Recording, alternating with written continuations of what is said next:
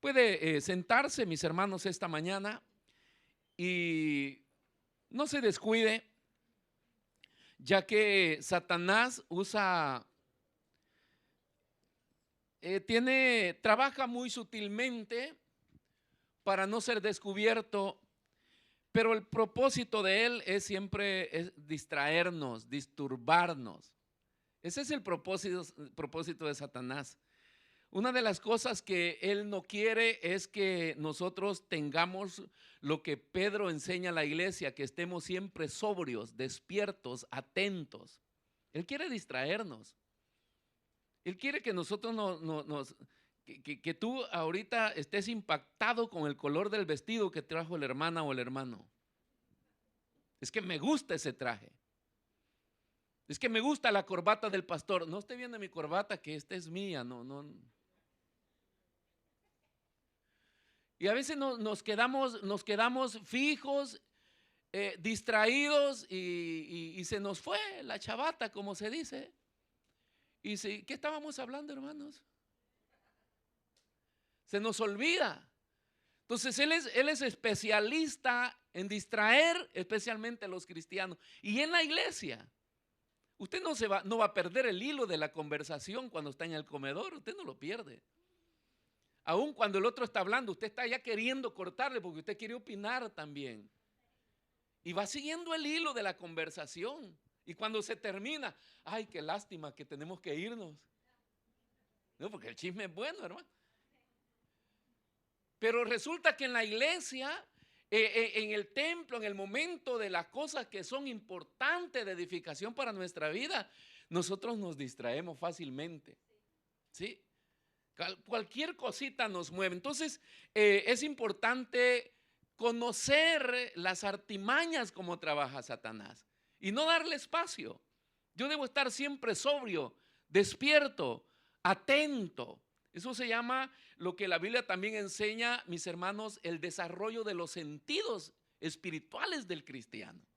Somos llamados a desarrollar los sentidos espirituales. Yo estoy hablando con usted y estoy viendo si el hermano de la puerta está atento, si alguien va para el baño, si alguien dejó la puerta del baño abierta. A veces yo lo estoy predicando y estoy viendo que el hermano allá está botando el agua en el lavandino. Estoy siempre atento, pero lo he aprendido a través de los años. Y espiritualmente la Biblia nos llama a desarrollar esas capacidades de los sentidos espirituales para que nosotros podamos percibir. Porque el bienestar espiritual me interesa a mí.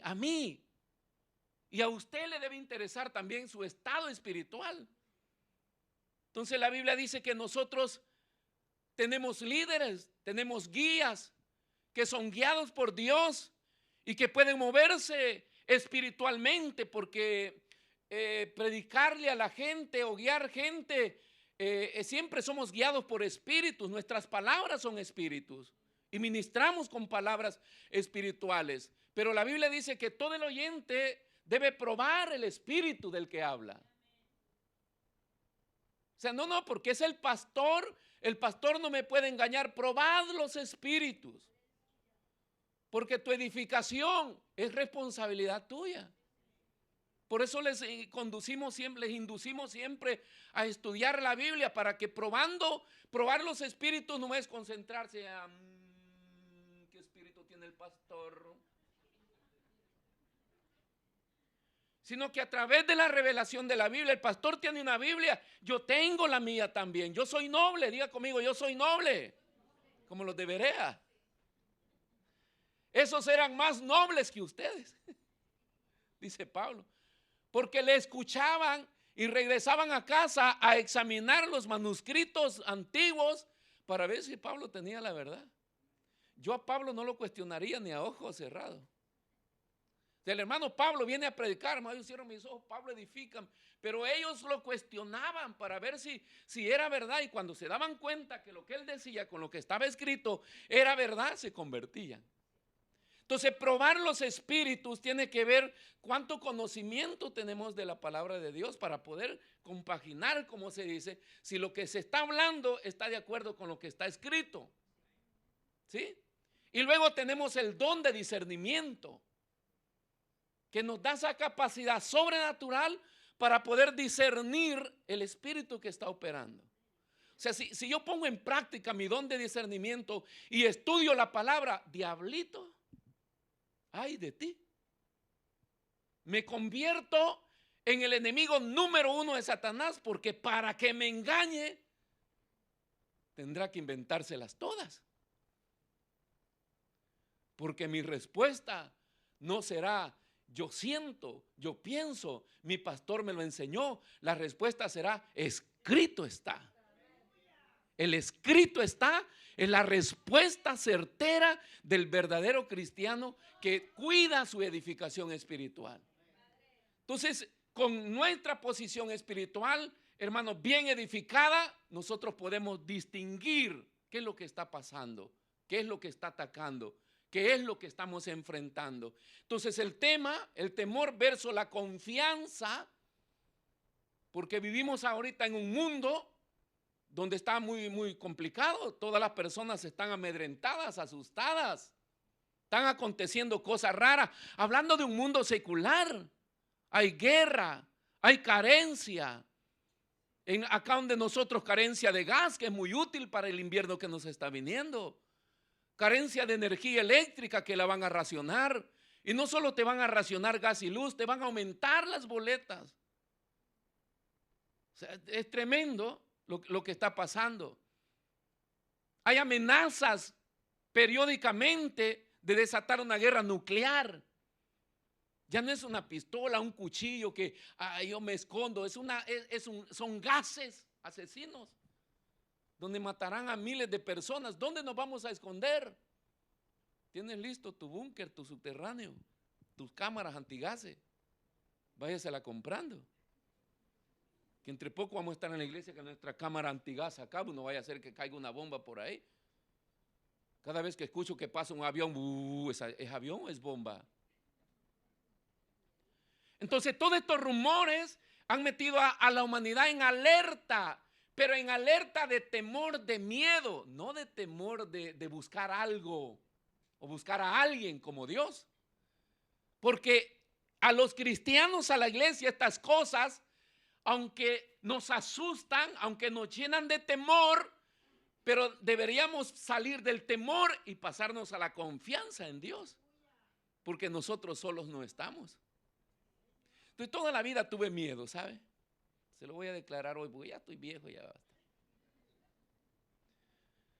Pero toda la vida he dado una imagen de valiente, donde quiera que he estado. 15 años me metieron ya a trabajar con hombres en la guerra, bombas por todos lados. Yo a 15 años demostraba que era hombre, pero yo estaba temblando internamente. Me derretía por desaparecer. Yo tenía miedo, hermano. ¿Qué andaba haciendo ahí? Pero nunca di a demostrar. Y esto me enseñó también no solamente a mantenerme firme, sino a poder inculcar a otros que yo no tenía miedo. Y usaba muchas tonteras, algunas veces ya se lo he dicho. Cuando pasábamos por campos minados de bombas a 1 metro de distancia, nadie quería caminar. Entonces, estos caminos que estaban cubiertos por hojas de los cafetales, entonces les decía yo, ¿cuál es el miedo? Y yo pasaba con mis pies así levantando las hojas, y pasaba. Pero yo decía después, qué tonto, ¿no? Si detrás de mí a veces venían otros y ¡boom! Pero hay una cosa que en medio de mi mundo de error, en medio de haberme apartado de Dios, porque crecí en las cosas del Señor, yo siempre mantuve esta confianza de que existe un Dios. Pues. Es que mis padres me inculcaron que existe Dios. Y no solamente que existe Dios, sino que la oración es poderosa.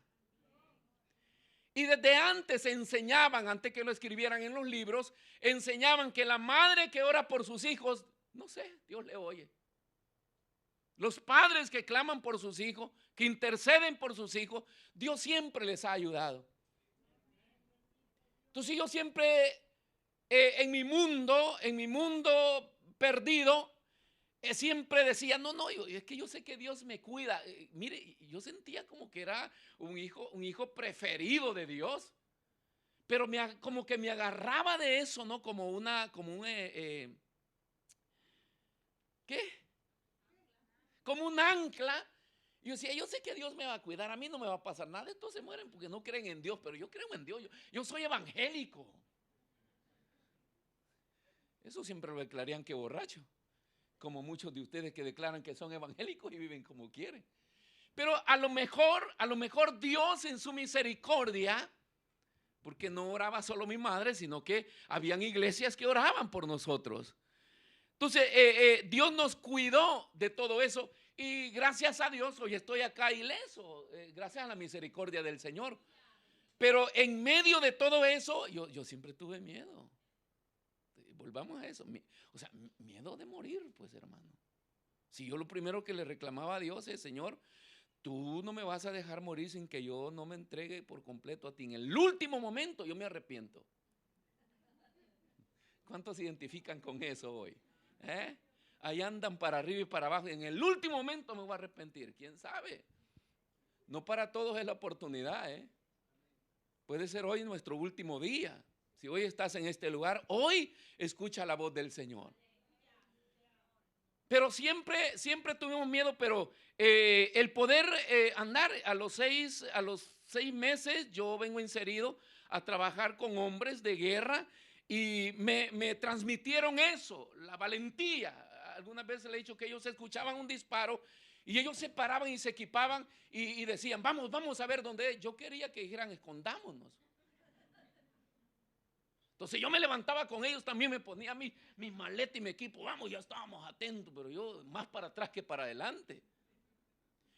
Y nos arrastraban a todos los nuevos a ir. Entonces ahí se habla también del tipo de liderazgo, hermano, que tiene identidad y que sabe quiénes son y que transmiten. Entonces, en ese mundo crecí, en ese mundo fui enseñado y a pesar de que siempre tuve miedo, nadie se me corra. Porque acá de que llegamos al objetivo, llegamos al objetivo. Y eso lo hice allá. Y los jóvenes saben muy bien también que yo me puedo ir ahogando, que ya no quiero correr más, pero que llegamos. Y cuando los veo que ya no quieren correr, más me esfuerzo. ¿Por qué? Porque el líder es llamado, hermanos, a irradiar esa confianza. ¿Por qué? Porque necesitamos transmitir eso de Dios. Entonces, es lo que le decían los hermanos en la oración. Romanos capítulo 12, versículo 1 dice, os ruego, hermanos, por la misericordia del Señor, que presentéis. O sea, hay una rogativa de Pablo como líder a la iglesia, a los hermanos, para que ellos vengan. Es una especie de motivación. Vengan. Acá no nos corremos, acá nos entregamos. Y esas palabras, por eso es que los líderes jugamos un papel muy importante para la gente. La gente sigue líderes en todos los niveles. No estoy hablando solo de pastores. En todos los niveles la gente sigue líder. Tus hijos te van a seguir cuando tú eres líder en tu hogar. Eres una mamá líder, un padre líder. Ellos van a seguir tus pasos. Pero si no hay liderazgo, si cada vez que hay cualquier cosita, lo que hay es preocupación, asustados, temblor, y lo primero es alejarse de Dios, pues eso le estás transmitiendo a tu generación. Pero nosotros no somos llamados a transmitirle a la iglesia ese temor de Satanás, sino la confianza en Dios. Y aunque tengamos miedo. Hermano, ¿quién quiere morirse? Nadie. Pero nos vamos a morir. Y que caiga una bomba allá si quiere. Yo estoy lejos de ustedes. Que presentéis vuestros cuerpos vivos en sacrificio a Dios, que es el culto racional. O sea, en otras palabras es, hermanos, los ruego, los empujo a que ustedes se rindan cuerpo, alma y espíritu al servicio al Señor. Nosotros dedicamos más tiempo a las cosas seculares que a las cosas de Dios. Son más importantes las cosas seculares que las responsabilidades que tenemos con Dios. Todos los domingos hay gente faltando en su servicio, que no vino, o que cambió, o que no pudo, se desapareció. ¿Por qué? Porque, ¿cómo es posible? Yo les decía a los hermanos en la mañana, ¿cómo es posible que este domingo el pastor no vino porque se le olvidó que le tocaba predicar? ¿Usted cree que a mí me envían un mensaje por WhatsApp? ¿Le toca predicar, pastor? Estamos presos, le decía a los hermanos, en el Señor. Yo preso en el Señor, dijo Pablo. O sea, cuando lo de Dios te apresa, te atrapa, todo tu ser está siempre concentrado en lo de Dios. Por eso es que Pedro dice que estemos siempre sobrios, velando. Las cosas de Dios son las que van a cambiar mi panorama o me van a pasar del temor que el diablo quiere infundar a la confianza que debo tener en Dios. Entonces, la gente está viviendo de esta manera, en estos dos tipos. El temor del Señor, que es un miedo reverencial. Porque aunque tengo miedo, pero si es del Señor, siempre me va a conducir a la paz. Porque todo el temor que viene de Dios siempre tiene una salida y eso nos lleva siempre a la paz, a la felicidad, a la conquista, al triunfo, por difícil que haya sido. Puse mi confianza en Él y Él me sacó para allá. Pero el otro tipo de temor, que es el de Satanás, es diferente. Y ese siempre nos lleva a la angustia. Cuando usted sienta angustia en su vida por lo que necesita, por lo que pasa, por lo que ve, por lo que no logra alcanzar, esa angustia no es de Dios, eso es del diablo. Si Él no quiere a nosotros vernos sobrios, cuerdos. La sobriedad es eso, cuerdos, que razonamos antes de actuar, que pensamos, que sabemos dónde ir. O sea, no corre uno desesperado a ver si yo puedo solucionar esto. No sabe dónde ir. ¿A quién? A papá. Tú sabes que estoy pasando esto, pero tú dices que puedo venir a ti a clamarte. Tú eres mi padre y tú me vas a ayudar. Y automáticamente Él te toma y te traslada a la bendición que tiene preparada para ti. A ese temor que reverencia y que honra a Dios es el que te traslada a los momentos de paz y de tranquilidad. Porque nadie puede razonar en momentos de angustia. Es una desesperación y la gente comete unas barbaridades en esos momentos. Gastos innecesarios, decisiones innecesarias, conexiones innecesarias, que después nos pasan la cuenta y se tiene que pagar el resultado de habernos equivocado y no haber ido a consultar a Dios y haber hecho las cosas tan rápido, pero tan rápido, hermano. Si hoy predicamos que pudo durar 40 días el traslado de Israel a la tierra prometida, si ellos se dan cuenta hoy, dice, pero qué tontos fuimos, ¿no? ¿Y cómo se van a dar cuenta si murieron en el desierto? Los que pasaron son los hijos. Y hijos resentidos. Porque los hijos que han sobrevivido por las equivocaciones de los padres, no crea que están a gusto con los padres. ¿Por qué no le fueron fiel a Dios? ¿O qué es lo que presenta Gedeón? Un resentimiento. Si es verdad que los dioses de mi padre existen, ¿por qué nos está pasando esto? Era sobreviviente del desierto, de los jóvenes que habían entrado. O sea, ¿por qué no le respondiste a nuestros padres allá? Y no es que Dios no le respondió a los padres decidieron no obedecerle a Dios. Porque la angustia de ver gigantes, antes que inventaran el 3D, Satanás ya lo usaba. ¿Sabía usted? Los escuadrones de Saúl, Satanás les puso lentes tridimensionales. Apareció un guerrero chiquitito ahí, pero como les puso lentes tridimensionales, veían a Goliat. David no quiso usar esos lentes. David fue con los ojos de la fe. David no veía al gigante, David veía un pobre miserable sin pacto con Dios. O sea, sin respaldo. O sea, ¿quién te ampara a ti para que venga a desafiarnos a nosotros? Pero eso se expresa en un tiempo que usted tiene su mirada puesta en Dios. Allá van los 12 espías, hay 2 que se quitan esos lentes, pero hay 10 que los usan. Hay gigantes, eso es terrible. Hay un ejército que nos va a comer como pan. Nosotros saben que somos langosta. Hay gente que se declara miseria. Nadie le ha dicho que es langosta. Ellos solo se declararon. Hay cosas que Satanás ni tiene que inventárselas. Nos las inventamos nosotros mismos. Ay, es que pobrecito yo. Ay, es que yo no sirvo para eso. Y Satanás dice, ¿han visto? Había preparado un demonio para que se lo dijera, pero ya él lo sabe. ¿Quién le dijo a los hebreos que eran langosta? Ellos deducieron. Cuando la angustia y el temor te invade tu ser, entonces comienzas a verte para adentro, pierdes tu identidad y comienzas a describirte algo que tú no eres. Ese es el problema de los cristianos, que no cuidamos nuestra vida espiritual, que en el momento de la angustia nos angustiamos y comenzamos a describir lo que nosotros no somos. Como pastores tenemos experiencia de hablar con gente sentada en el escritorio y de saber que tienen potencial, que tienen capacidad, pero usted los va a escuchar todo el discurso. Es que yo no puedo, es que yo, dice, no sirvo para eso. Y uno dice, está atrapado.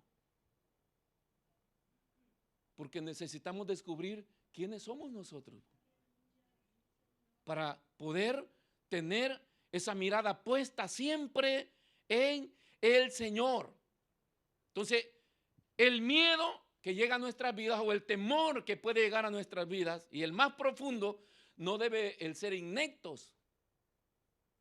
Porque la gente, ese es el gran temor, es que yo dice, no sé si, no le parece que a veces va a su trabajo y dice que yo no sé si lo voy a poder hacer, es que yo no sé si yo soy bueno para eso. Ay, usted, Señor, por favor, ayúdame porque, dice yo, nos sentimos ineptos. Ese es un plan del diablo. Y que lo está desarrollando en este tiempo, en estas generaciones, de volver ineptos a los seres humanos. Robarles todo el potencial que traen por creación de Dios, por dotación de Dios. Él quiere eliminarlos y que los seres humanos se sientan ineptos, que no sirven para nada. Entonces nuestro profundo temor no debe ser el ser ineptos. Lo que nosotros nos debería preocupar es ser poderoso sin medidas, porque es lo que la Biblia declara. La Biblia lo que declara en el libro de los Hechos dice, y recibiréis poder. O sea, poder de Dios. Si la iglesia todavía se comporta y declara y se pone en esa posición, es que no sé, yo siento que no sirvo para eso. Entonces estamos adoptando o entrando en el plan que Satanás ha tirado en marcha desde años, de que la gente se sienta así, inepta, que no puede nada. Pero como iglesia, nosotros sabemos que Él ha declarado que nosotros con Él somos más que vencedores. Y recibiréis poder cuando haya venido sobre vosotros el Espíritu Santo y me seréis testigos. Y eso Dios, eso Jesús, ese poder de actuar para vencer, hermanos, reina en la iglesia. Vean lo que dice. Acá tenemos a Efesios capítulo 1, versículo 20. Dice que el Padre le dio todo esto al Hijo por haber vencido. El cual dice opera en Cristo resucitando de los muertos, hablando del poder, y sentándolo a su diestra en los lugares celestiales, 21, sobre todo principado y autoridad y poder y señorío, sobre todo nombre que se nombra, no solo en este siglo, sino también en el venidero, y sometió todas las cosas bajo sus pies y lo dio por cabeza, todas las cosas, a la iglesia. O sea, el poder de Dios que reinó en Cristo Jesús, que se lo dio el Padre, y ese mismo Jesús, el Padre mismo lo pone de cabeza a la iglesia. O sea, nosotros somos cuerpos descabezados. Por eso somos cuerpo inerte. Solos. Por eso Jesús dijo, sin mí, nada podéis hacer. ¿Sí? Por eso siempre se habla de una persona idónea. Al hombre se le da una mujer idónea. También el hombre viene a ser idóneo para la esposa.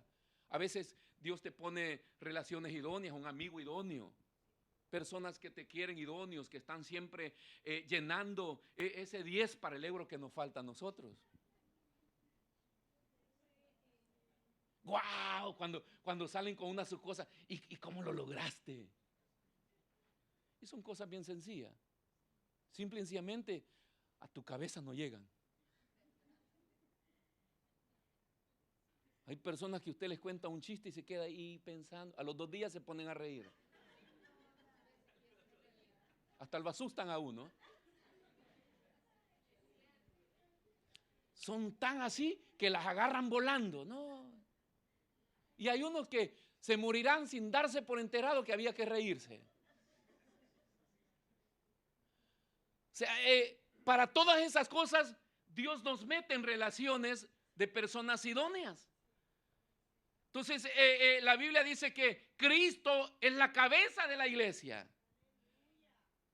Si Cristo no reina en la iglesia, hermanos, nosotros somos masa, materia. Nos vemos, nos reímos. Le decía a la iglesia hoy, nosotros podemos seguir en nuestro mundo de cristianos y haciendo cultos, pero no tocar el propósito de la voluntad de Dios si no nos consagramos para Dios. Entonces acá nos reunimos todos los domingos, pero el enfermo no se sana, pero el inconverso no se convierte, pero el necesitado no recibe su respuesta. Entonces, ¿cuál cosa que no va? ¿Y qué es lo que no va? Que a esta iglesia le falta la cabeza, hermano. Porque la cabeza es poderosa. O sea, fluye en el cuerpo. Es la que gobierna el cuerpo. Nosotros vamos para allá con dirección de Dios. Nos movemos para allá con dirección de Dios. Pero si Él no está en nosotros, nosotros somos inertes. No puedo. No sé si lo voy a lograr. Pero dice que Jesús es la cabeza de la iglesia. Y la iglesia es poderosa por causa de Jesús. Entonces ni las huestes del infierno, ni los planes macabros, infernales, satánicos podrán aplastar a la iglesia. ¿Por qué? Porque la iglesia está bajo Jesús. Y Jesús lo venció en la cruz. Y con Él nosotros somos más que vencedores. Dele una ofrenda de palma al Señor. Entonces yo no debería estar preocupado por ser inepto, sino por no volverme altamente poderoso. Y usted sabe que hay hombres que comenzaron como buenos ministros de Dios y que Dios fluyó con poder y se volvieron famosos por el poder de Dios que fluía ahí. Pero como ese poder de Dios ellos no lo tomaron con temor a no volverse altamente poderosos para no desviarse, se desviaron. Entonces la iglesia no debe estar pensando que no puede hacer las cosas, que es un inepto. Nosotros deberíamos estar pensando, Señor, ayúdame, porque todo lo que tú pones en mi camino yo soy capaz de hacerlo con tu ayuda. Pero ayúdame a no desviarme, ayúdame a serte fiel. Eso comienza a cultivar en nosotros una posición de firmeza. Lo que Moisés le dice al pueblo, hey, ustedes estén tranquilos, permanezcan firmes, confiados. Lo que me da confianza a mí es estar conectado con Dios, porque me libra de pensar que yo soy incapaz de hacer algo, pero también me sujeta de pensar que yo puedo hacer lo que quiera. ¿Se entiende, hermanos? Entonces, esa es parte de lo que nosotros como iglesia debemos pensar. No, todo aquello que me priva de pensar que no soy capaz, eso no es de Dios. Ese es plan del diablo. Al diablo le encanta tener miles de personas sentadas en las iglesias sin hacer nada. Venir a la iglesia, ese permiso lo da hasta el diablo. Pero que tú te actives a servirle a Dios fielmente con dedicación, eso lo da solo el Señor y el Espíritu de Dios que reina en ti. Pero de ahí congregarse, hermano, eso hasta enojado puede venir, hasta la fuerza te pueden traer, pero no cambia nada. Entonces, por eso es que las multitudes en las iglesias no son un símbolo de que Dios está ahí. La señal de que Dios está ahí es gente activa en todos los eventos de la iglesia, en los tiempos de oración, en los tiempos de estudio. Ayer vivimos un tiempo maravilloso en el año de la clausura y pienso que no lo he vivido en otros años porque yo vi mucho movimiento en el Instituto Bíblico, las 3 horas. Nos sobraban secretarias, 5 habían en giro. Y conversaban y planificaron. Dice que ya planificaron hasta la grabación de 10 años adelante, en un ratito.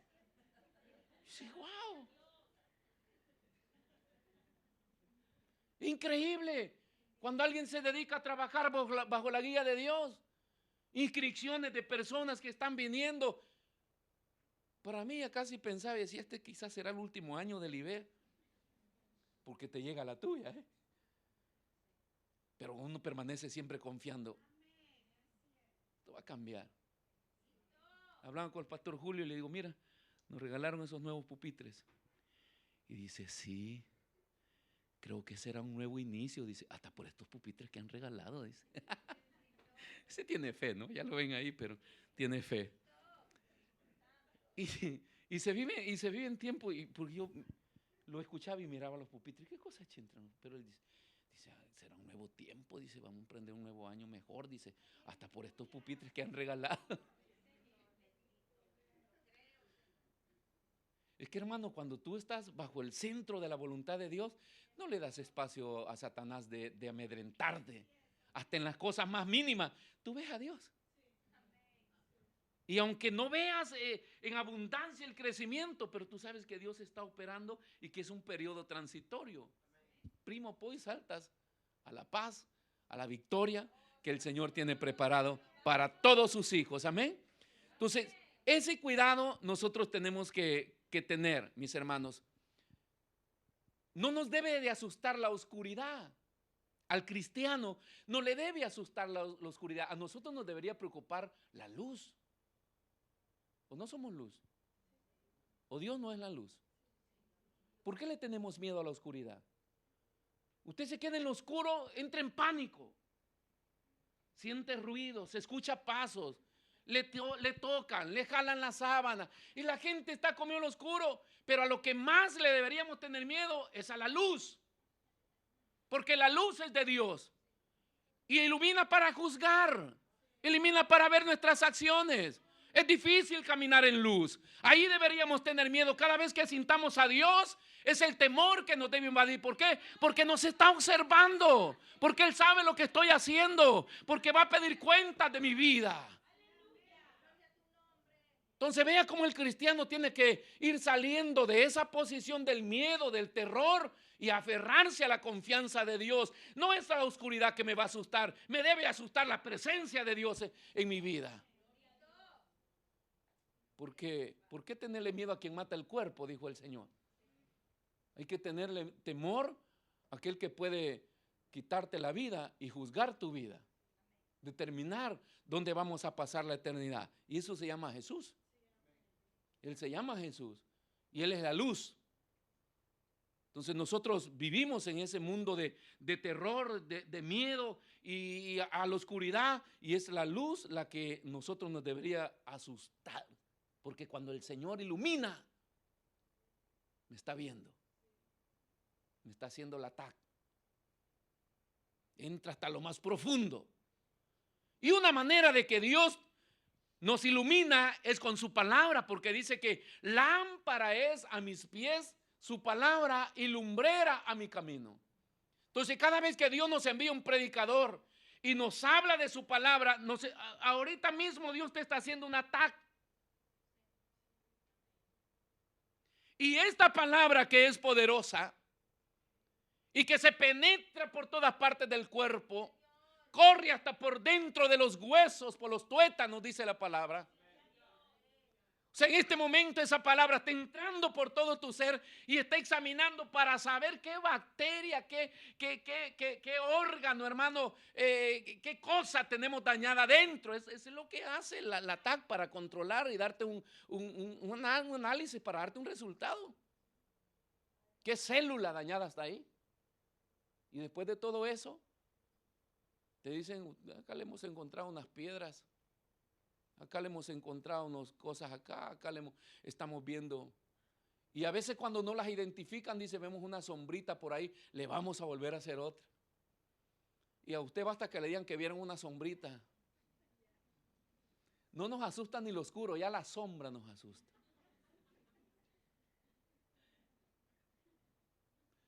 En cambio es la palabra de Dios la que nos ilumina. Nos saca del oscuro donde se ocultan las cosas y nos trae a la luz. Porque Él es luz Y Él camina con la iglesia iluminada. Por eso es que delante de Él estamos nosotros desnudos. No es solamente acá en la iglesia. Si usted cree que venir a la iglesia y ahí toma una postura de cristiano, no. Esa luz de Dios te persigue en todos los días de tu vida desde el momento que tú decidiste recibirle a Él. Persigue hasta los inconversos. ¿Por qué? Porque tiene que sentenciarlos. Y los persigue. La luz de Cristo. Y Él va siempre ahí. A toda la humanidad la tiene así. ¿Ve? No se le escapa a nadie. No se le escapa a nadie. Ya Hitler está en su lugar. Todos los dictadores que murieron ya están en su lugar. Todos los que vivieron y quisieron y se volvieron contra él y dijeron todo lo que quisieron, hagan lo que quieran, se les termina la vida, van a su lugar. Juzgados por la luz de la palabra de Dios. Entonces la preocupación de los vivos y de la iglesia no debe ser, mis hermanos, en lo oscuro, sino la luz de la verdad de la palabra de Dios, que nos ve todos los días. Y que nos va a pedir cuenta. Todo lo oscuro y lo anonimato viene de Satanás. El propósito de Satanás es sacarte de la iglesia, de la luz, y meterte al oscuro. ¿Por qué David cantaba? Y dice, me haré más vil, porque él me sacó del anonimato. O sea, a los seres humanos les gusta caminar en lo oscuro. Ojo. Porque hay cristianos todavía sin comprometerse con Dios. No, yo vengo a la iglesia y dice, pero yo de lejos, porque les encanta el anonimato. Porque de ese mundo, en ese mundo nos tuvo Satanás, donde nadie, a nosotros nos encanta perdernos en las multitudes. Porque en las multitudes que culpen a otros, no a mí. En cambio, con Dios no va a juzgar multitudes, hace juicios individuales. Esto es tremendo, hermanos.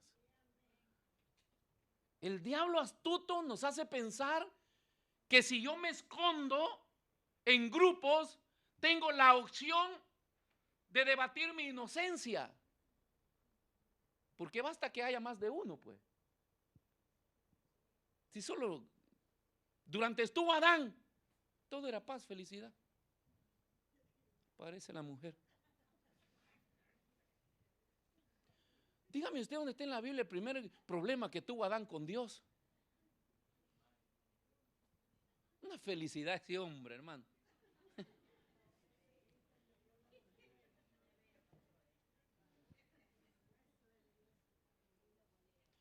Cuando se la llevaron, es que el hombre confiadamente cree todo. Pero bastan dos personas. Cuando ya hubieron dos, bastaba. Cuando Dios se presenta a preguntarles qué había pasado, se comienzan a tirar la pala uno al otro. Y si no, dice, a ver, Adán, dice, ¿qué pasó acá? O sea, a mí no me preguntes nada. Pues yo siempre he sido fiel, ¿eh? Acá la mujer que tú me diste. Y aquella ya no hallaba cómo meter al marido, metió a la serpiente. Dice acá, Señor, nosotros somos libres de culpa porque acá la culpable es la serpiente, ella nos engañó. Y desde el inicio, mis hermanos, la humanidad ha traído siempre este mensaje. El anonimato, esconderme en las multitudes para yo poder alegar o defender mi inocencia. Usted va a ver los asesinos sentados en los tribunales presentando defensa. Soy inocente, soy inocente. Las pruebas demuestran todo lo contrario, ellos dicen ser inocente. No existe ningún cristiano que se siente a conversar con su pastor a decir, soy culpable, soy culpable. Eso solo los católicos, por mis culpas y por mi misma culpa, son más fieles que nosotros. Esa gente ya demuestra fidelidad por mi culpa, por mi misma culpa. Yo. En cambio, nosotros los evangélicos siempre buscamos resolver nuestros problemas culpando a otro. No sé por qué. No sé por qué me agarran de mira, no sé por qué. Bueno, los demás sí saben por qué. Ese es el problema. Pero ese es todo el mundo oscuro de Satanás, de meternos ahí. Porque él sabe que si logramos presentar defensa, aún siendo culpables, no hay parte en la eternidad con el Padre. A él le interesa que la gente en lo oscuro no se haga ver y que permanezca ahí pensando que está bien. Él se ríe. No seamos, perdón la expresión, tontos, hermano. Si hay alguien que se goza por todas nuestras locuras que hacemos, es el diablo y sus demonios. Porque él sabe la verdad, él sabe que al final de los tiempos no vamos a tener parte con el reino de Dios. Él lo sabe muy bien. Somos nosotros los que pretendemos no darnos por enterados. Pero la palabra nos habla y nos dice, la iglesia debe caminar en luz. Jesús le dijo a sus discípulos, vosotros sois la luz del mundo. Si no se enciende una luz para esconderla debajo de un almud. O sea, tú no puedes salir al mundo como alguien que no es, como un detective, ¿verdad? Como un anónimo. Y pensar que nadie te está viendo. Dice el Señor, tú eres luz, yo te puse para que seas luz. Tú vas a visitar la familia y el Señor espera que tú seas luz. Donde quiera, usted trabaja con sus colegas de trabajo y Dios espera que usted ilumine esas vidas. Porque ese es el plan de Dios. El plan de Dios es el poder transmitir esta verdad eterna en todas las almas a fin que se rindan a Él. Y es la tarea de la iglesia, es un mandamiento de la iglesia. Hoy en estos tiempos se habla como los líderes y los pastores le hemos quitado la responsabilidad a la iglesia. En el caso del evangelismo, se nombraron evangelistas y la iglesia no evangeliza más. Cuando la Biblia dice que la iglesia es llamada a evangelizar. Entonces hay tareas de la iglesia que se las hemos ido quitando y hoy se van responsabilizando a otros. Pero el inicio de la iglesia eran responsabilidades de cada individuo que se convierte a Cristo. Hoy le damos responsabilidades al pastor, responsabilidades al apóstol, al líder. Todo el mundo tiene que hacer algo, pero menos la iglesia. Y Dios, Jesús, lo puso sobre la iglesia esas responsabilidades. Porque nosotros somos llamados a iluminar la humanidad. Pastor, ¿me compro una lámpara? No, es tu testimonio de vida. No es declarar quién eres, es demostrar quién eres. Que las demás personas puedan ver. Lo que hace este plan macabro de Satanás de meternos en lo oscuro, en el anonimato, es eliminar el gene de nuestra identidad. Porque si la Biblia dice que nosotros somos la iglesia de Cristo y que el poder de Jesús, el poder de Dios que operó en Jesús, opera en nosotros, teniendo a Jesús como cabeza, entonces yo tengo identidad. Soy de Él. Soy de Él. Yo dependo de Él. Nada puedo hacerlo sin Él. Fuera de mí, nada podéis hacer. No intente hacer nada fuera del Señor, que nada va a funcionar. Nada. Pero con Él sí funciona. ¿Por qué? Porque es mi identidad. Es el gene en la nueva naturaleza. El gene de Cristo. Va dentro de nosotros, el Espíritu de Dios. Pero Satanás trata la manera de que tú no sepas quién eres. ¿Quién soy yo para ser brillante? ¿Quién soy yo para ser útil? Esas son las preguntas de los cristianos que viven en el anonimato. ¿Quién soy yo para que me nombren a esto? Antes existía un vocabulario en la iglesia, yo traté la manera de eliminarlo, porque los hermanos se paraban acá y decían, hermanos, nosotros ¿quiénes somos? Somos trapos de inmundicia. Siempre andaban diciendo que eran trapos de inmundicia. La humildad no tiene nada que ver con el degradarte de tu identidad. La humildad te lleva a declarar quién tú eres. Hay 7 declaraciones de Jesús de yo soy. El modelo de humildad, el hombre que le inculcó la humildad a sus discípulos y que es el mensaje a la iglesia y a la humanidad, en algunas oportunidades se paró y dijo, yo soy el pan de vida. ¿Qué te crees? ¿Por qué lo crucifican? Porque él era rey.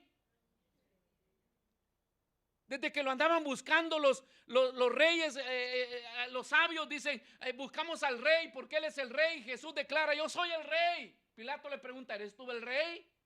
Y ya tú lo estás diciendo. Él muere declarando su identidad. Yo soy el pan de vida, yo soy la puerta, yo soy la resurrección y la vida. O sea, Jesús siempre declaró su identidad, aunque el diablo quería quitársela. Y vivimos en los tiempos donde los ateos y la misma iglesia evangélica contraria, porque ya no se habla más de Jesús, ya no se habla más del poder de Jesús, hoy se habla de lo que los hombres pueden hacer en las plataformas. Le estamos nublando lo que es la identidad del Señor, pero Él siempre lo dijo: yo soy. Y en el día postrero vamos a compadecer todos delante de Él. Y va a salir el gran yo soy y les va a decir a los que se equivocaron: se los dije que yo era, y que los iba a juzgar. Hoy venga para acá. Y cuando nosotros despertemos en gloria, se va a aparecer para recibirnos y nos va a decir: ¿se recuerdan que les dije que yo era? Los ángeles descendieron ante aquellos varones que estaban perplejos viendo su ascenso al cielo y les dijeron: ese mismo que veis ir, también lo veréis venir. Porque Él declaró lo que Él era. Es Jesús el Redentor, es Jesús el Salvador. Y la iglesia no debe perder su identidad. Eso es lo primero que Satanás hace para meternos al oscuro, al anonimato, para que nosotros dicen: no sé, ¿cómo puedo yo ser un talentoso? Quisiera ser como el hermano tal. Quisiera ser. Las hermanas dicen: yo quisiera tener un esposo como el hermano tal. No desee tener un esposo como el esposo de la otra hermana. Mejor pregunte cómo se comporta esa hermana para tener ese buen esposo. Cada quien tiene lo que se merece. Si yo cambio, cambia mi esposa. Yo hago mi esposa a mi manera y mi esposa hace el esposo a su manera. Entonces, si nosotros tenemos identidad en Cristo, las esposas tienen buenos esposos y los esposos tendrán buenas esposas. Si recobro mi identidad en Cristo, los padres serán buenos padres, tendrán buenos hijos. O sea, que los hijos se anden para arriba y para abajo no es problema de Dios ni de los hijos, es problema de identidad nuestra, que ni nosotros sabemos quiénes somos. Estamos con un pie afuera y un pie adentro y queremos que nuestros hijos sean fieles cristianos, siervos del Señor. ¿Y cómo podrá dar un palo amargo agua dulce? Una fuente de agua amarga, agua dulce. De la fuente amarga sale agua amarga. Pero de la fuente de agua dulce sale agua dulce. Es lo que nos pide la identidad. ¿Quién soy yo? Entonces Satanás siempre nos lleva a eso para que nosotros nos cuestionemos. Yo no sirvo para nada. Ese es el título que llevamos muchos cristianos. Yo no sirvo para nada. Si hermanos, si yo por la misericordia de Dios vivo, si casi no vengo, ¿sabe? Yo eso me dan ganas de tener una flecha cuando yo veo a una persona que está dirigiendo y comienza a describirse él. Ay, hermano, fíjese que a mí me está yendo mal y lo pusimos a dirigir para que ministre al pueblo, para que motive al pueblo, y le está diciendo que él casi no viene y casi se muere y que el diablo lo persigue, que vive siempre con él, y dan ganas de bajarlo y decir: este nos va a mandar al otro lado. Y Pablo no se para hablar eso. Pablo dice: le ruego, hermanos, que se comporten como yo, que adoren al Señor, que le sirvan al Señor. ¿Por qué? Porque nosotros transmitimos lo que en realidad somos o lo que en realidad tenemos de dar. Si no tenemos de dar, no podemos dar. Ese anonimato. Entonces vea lo que dice Juan capítulo 1 versículo 12. La pregunta debe ser: si decimos ¿quién soy yo para poder hacer esto? Es mejor preguntarlo: ¿quién soy yo para no hacerlo? ¿Quién soy yo para no hacerlo? Hermano, hemos pensado usted ordenarlo como apóstol. Ahí se va corriendo, ¿no? Porque ¿qué hace el apóstol? Recoger plata nada más. No. Eso es lo que ha visto.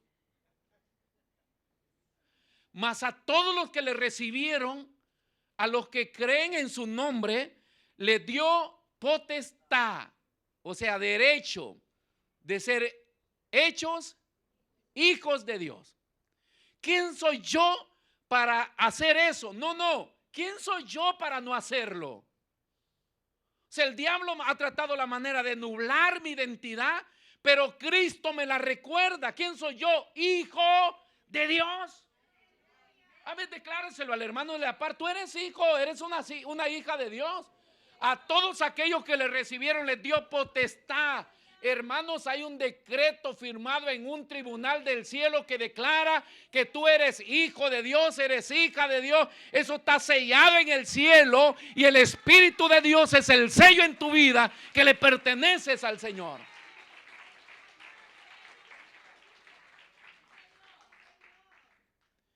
Si alguien viene y le dice, tú eres hijo del diablo, tu hermana, dígale,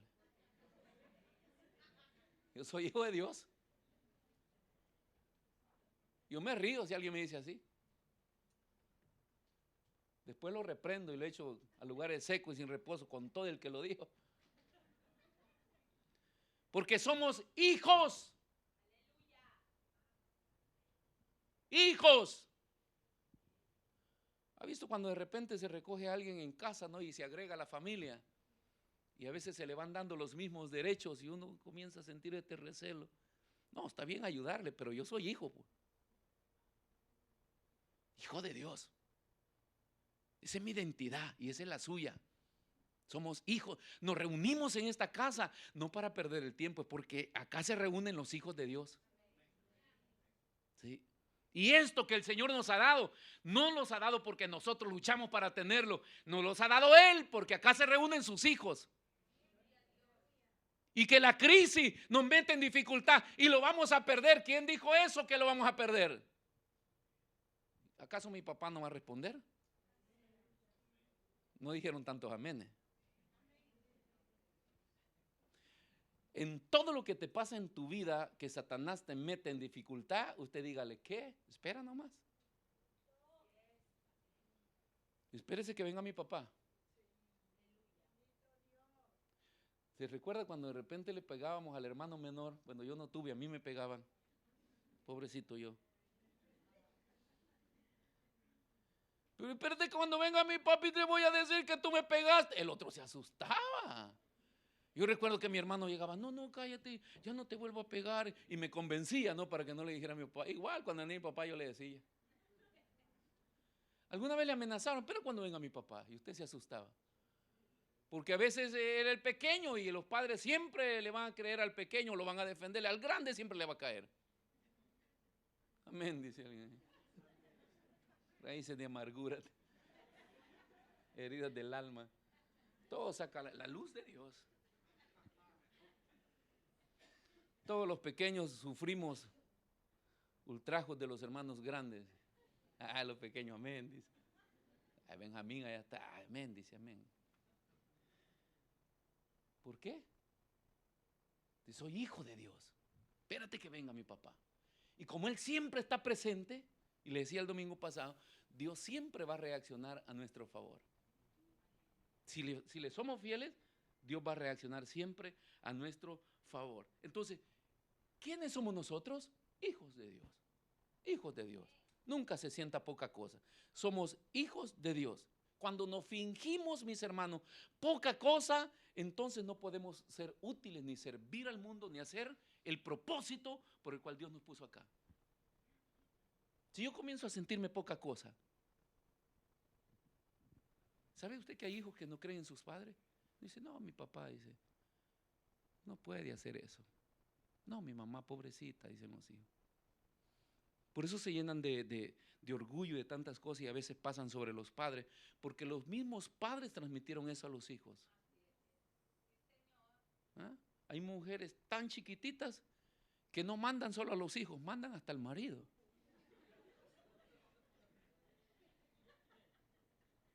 Y siempre le dicen a uno, recuérdate que el mejor líquido viene en los frascos más pequeños.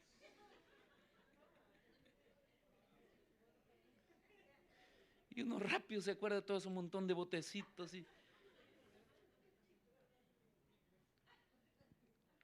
Yo vi coroneles, generales en el ejército, tremendos, eminentes hombres.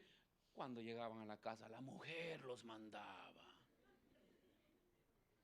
Estoy hablando allá, no va a creer que a mí.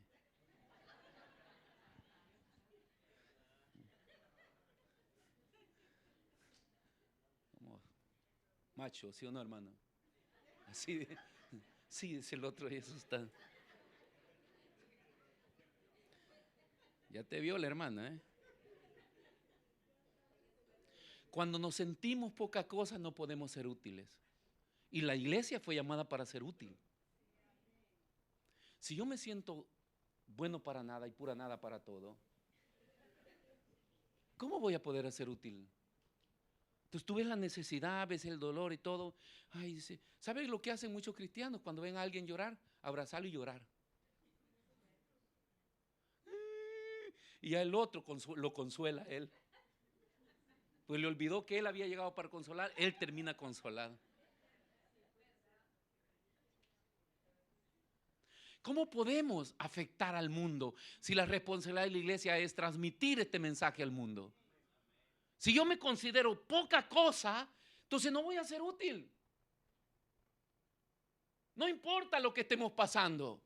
No importa lo que el mismo enemigo haya preparado, o Dios mismo, no importa. Vea lo que dice el segundo libro de Reyes 4:25. Hay una mujer que deja muerto a su hijo en casa y viene a buscar al profeta, y el profeta, sabiendo que trae amargura en su corazón, envía a su siervo a preguntarle cómo va todo, mujer.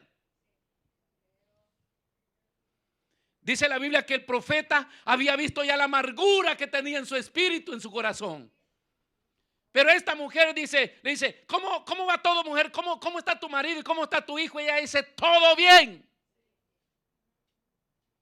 Yo quisiera encontrarme este tipo de cristianos acá en la Maranata. ¿Cómo va, hermano? Todo bien. Solo mi esposa que se murió. Entonces está bien todo. Excelente.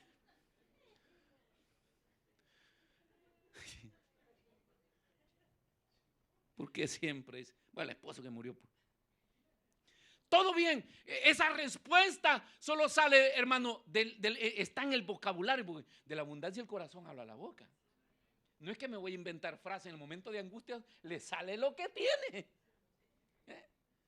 Si usted es una persona que ya nació asustada, usted siente un rumor y ¡ay!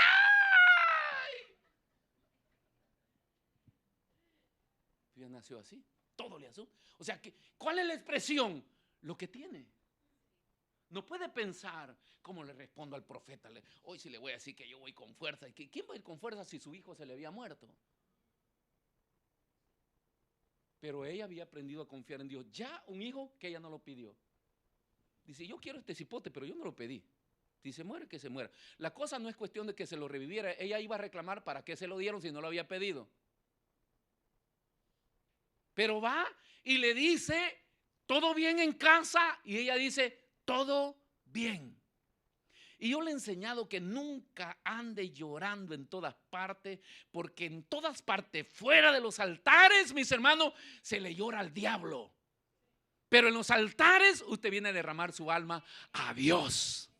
Entonces la gente que anda contando su desgracia, a la Chana, a la Juana, a Pepe, a Juan, a todo mundo llora y le cuenta todo, va a andar en una bola de chismes y murmuración y te van a señalar como la llorona, la que siempre anda lamentándose.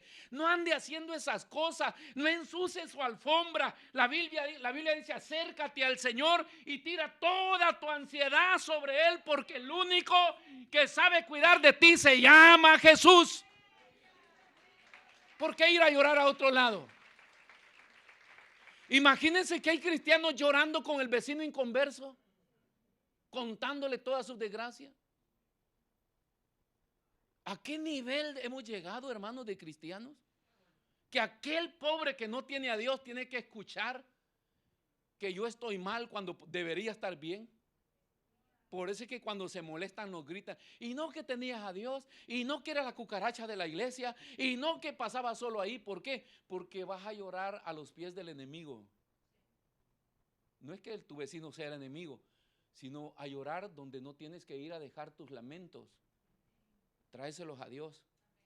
En los altares, sea acá o sea en tu hogar, en el lugar donde tú te conectas con Dios, es el lugar donde tú vacías tu corazón. Y ahí tiras tu dolor, tu angustia, tu necesidad, y Él convierte, ahí es donde Dios convierte tu lamento en alabanza. Entraste llorando, pero sales danzando para la gloria del Señor. Porque ese es el plan de Dios. Entonces, si soy hijo de Dios, ¿por qué tengo que andar diciendo que todo va mal? Todo bien. Todo bien, hermano. Dios, pero ¿y eso que te está pasando? Dios lo hará. Yo tengo la confianza en que Dios va a obrar, si soy fiel a Dios, pero yo no tengo angustia, yo no estoy desesperado, yo tengo paz. Nosotros enfrentamos muchos problemas como pastores. Yo a la hora que me agarre el sueño, hermano, voy a mi cama, caigo como zapato al suelo. Y antes me despertaba cada rumor, hoy ya no. Mejor todavía. Hoy, hermano, hasta que la paz de Cristo me despierta, o sea, mi esposa.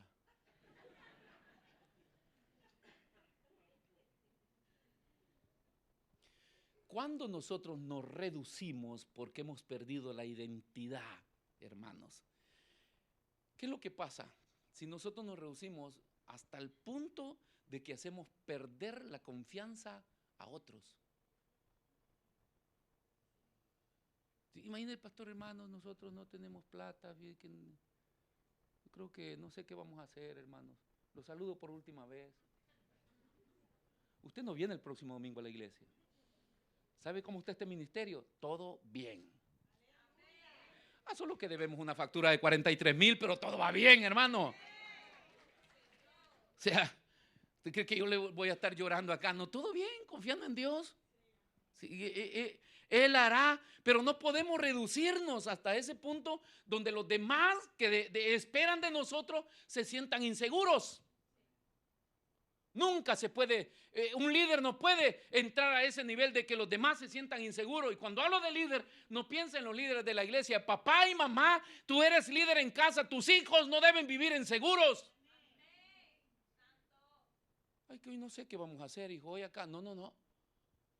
Usted debe transmitir esa confianza que usted tiene en Dios. Dios proveerá. En el tiempo antiguo, hace unos años atrás, cuando no había que comer, mamá y papá agarraban a los niños de la mano y vamos a orar. Y sucedían cosas. Hoy estamos en otro nivel que no hay necesidad de orar. Usted se va al banco alimentario y ya le dan.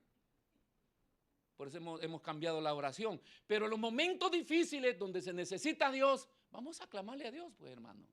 Vamos a Él, que Él es el proveedor. Pero no podemos transmitirle inseguridad a las demás personas que están esperando de nosotros sentirse seguros. O sea, la gente viene de afuera sufriendo, perseguidos, maltratados. Debe entrar a la iglesia donde se les presenta confianza y seguridad. Todo irá bien, hermanos. Todo irá bien. No porque yo lo digo, no, es porque tenemos la certeza que el Dios que nosotros adoramos tiene el control de nuestras vidas. Y entonces Él hará que todo vaya bien. Fuimos hechos, fuimos llamados, fuimos creados para manifestar la gloria de Dios que existe ya dentro de nosotros, en todos. Porque nos dio de beber de su espíritu. O sea, nosotros tenemos el Espíritu de Dios y hemos sido hechos para eso, para manifestar la gloria de Dios. Usted ve la gloria de Dios en mí caminando todos los días. Y yo veo la gloria de Dios en usted caminando todos los días. No importa cómo venga la cara de la ruslana. Si vino a la iglesia, la gloria de Dios te ha traído. Está desconcentrada.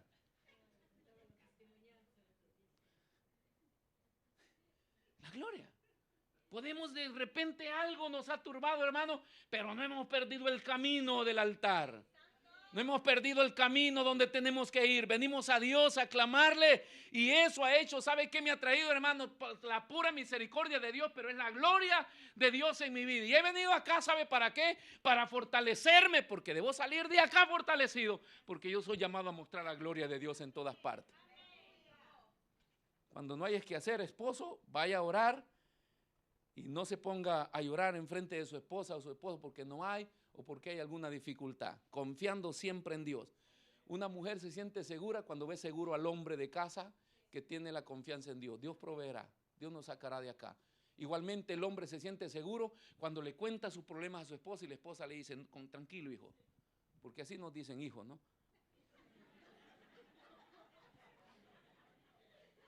Tranquilo, mijito, dice. ¿Cómo que hijito? Pero así nos tienen, pues, hermano. Pero tranquilo, nos transmiten esa confianza. A veces tus hijos vienen con problemas de allá afuera, mis hermanos, vaya, resuélvalos usted. No, venga, usted tiene padres. Vamos a sentarlo, conversemos y veamos si se equivocó, le doy una paliza, después veo cómo le ayudo, pero algo se le va a resolver. Los hijos, por eso es que se van fuera de casa, hermanos. Porque a veces no hacemos ese papel de darle la confianza y decir, vamos a ver, que se resuelva acá. Basta que usted se arrepienta y busque a Dios. Amén, hermanos. Entonces, todos somos llamados para eso, ¿verdad? Para que nosotros podamos irradiar esa luz, transmitírselas a otros. Cuando nosotros brillamos con la luz de Cristo, automáticamente, inconscientemente, hacemos que otros también brillen. Es una persona radiante en el Espíritu de Dios. Donde quiera que pasa, qué alegre la hermana. Me gusta estar con ella, me gusta estar con él. ¿Por qué? Porque dice, te transmite serenidad, tranquilidad, confianza.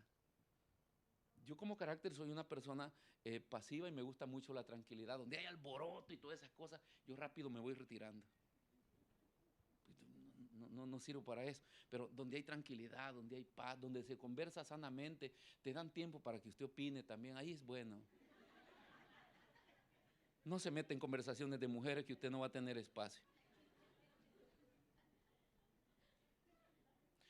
Si nos liberamos, si ponemos la confianza en Dios y nos liberamos de nuestro miedo, automáticamente los que están a nuestro alrededor también se van a liberar. Necesitamos tener familias libres. Para que una iglesia sea libre, necesitamos tener familias libres. Si no hacemos la función de liderazgo en casa, eso lo transmitimos a la iglesia y eso es lo que genera el ambiente hostil o pesado en la iglesia, porque el evangelio comienza en casa. Entonces es bueno liberarnos de todos esos miedos, saber que vienen de Satanás. ¿Por qué? Porque eso automáticamente lo va a transmitir a las demás personas. Amén. Somos llamados como cristianos a vivir en plena libertad y seguridad por el Espíritu de Dios. Entonces, para terminar, Moisés dice, hey, no tengan miedo. Póngase de pie, por favor.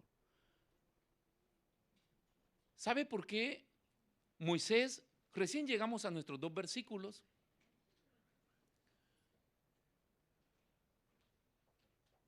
El 13. Moisés le dice al pueblo,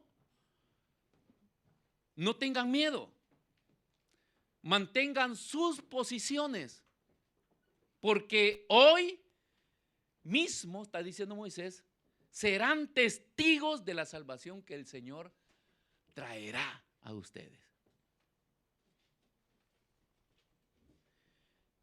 ¿Tiene presente el cuadro, hermanos, de lo que está pasando Moisés? Donde dijo esto. ¿Tienen presente dónde sucedió eso? ¿Sí? ¿Qué estaba pasando ahí? Habían llegado frente de la parte más ancha del Mar Rojo, acá a mis espaldas, el mar.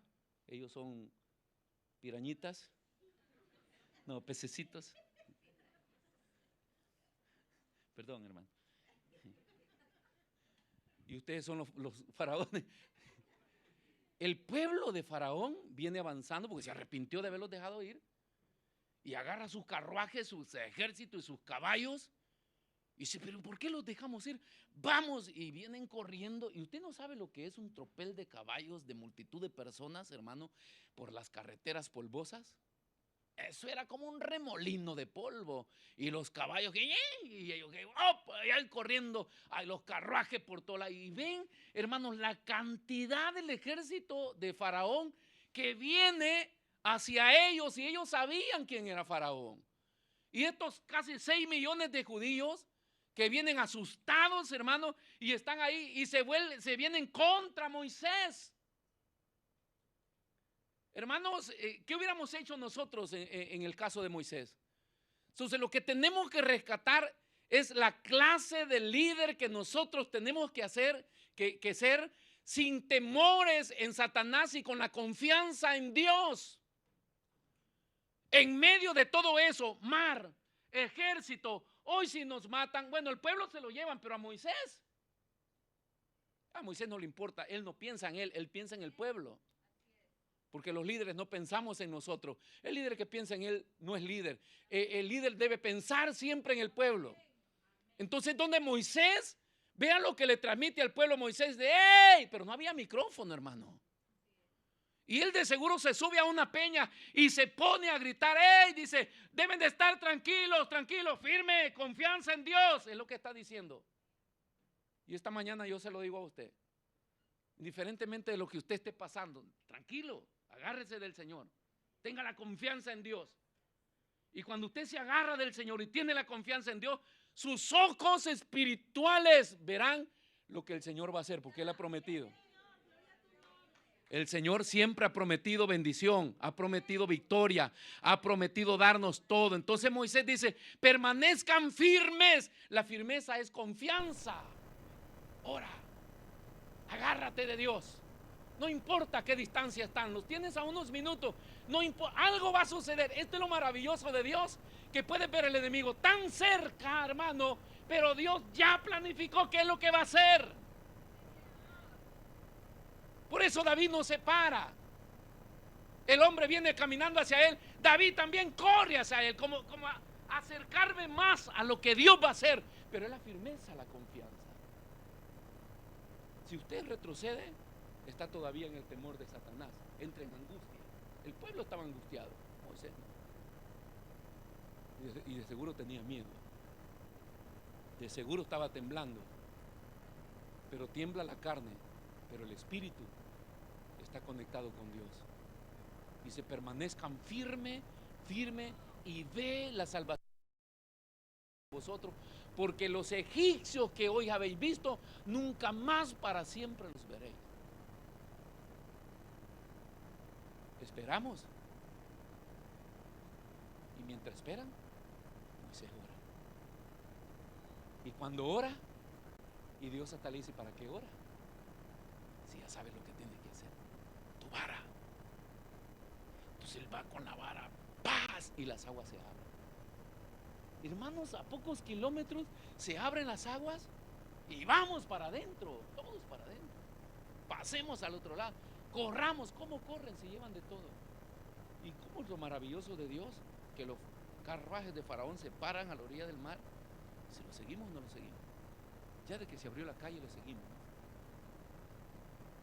Acá sí no valió que Dios hace salir el sol para buenos y malos. Cuando ellos entraron a las aguas, Dios espera que entren todos sus carritos. Nunca se puede disfrutar de las bendiciones de Dios si no le pertenece. Cuando entran todo su ejército, las aguas comienzan a unirse. Solo de la parte de atrás donde iba el último hebreo, todo el mar se cierra. Y ellos pasan al otro lado cantando, dándole gloria al Señor. Pero no perdamos esa victoria, porque a los pocos pasos ellos la perdieron y dejaron de ver a aquel líder que siempre les motivó y que siempre les enseñó la confianza a Dios. Hermanos, es tiempo de confiar en Dios. No se ajolote, no se amedrente, mantenga su confianza puesta en el Señor. Él hará. Cierre sus ojos, por favor. Dios hará. Dios hará. Hay una necesidad en este ministerio, Dios hará. Hay una necesidad en tu familia, Dios hará.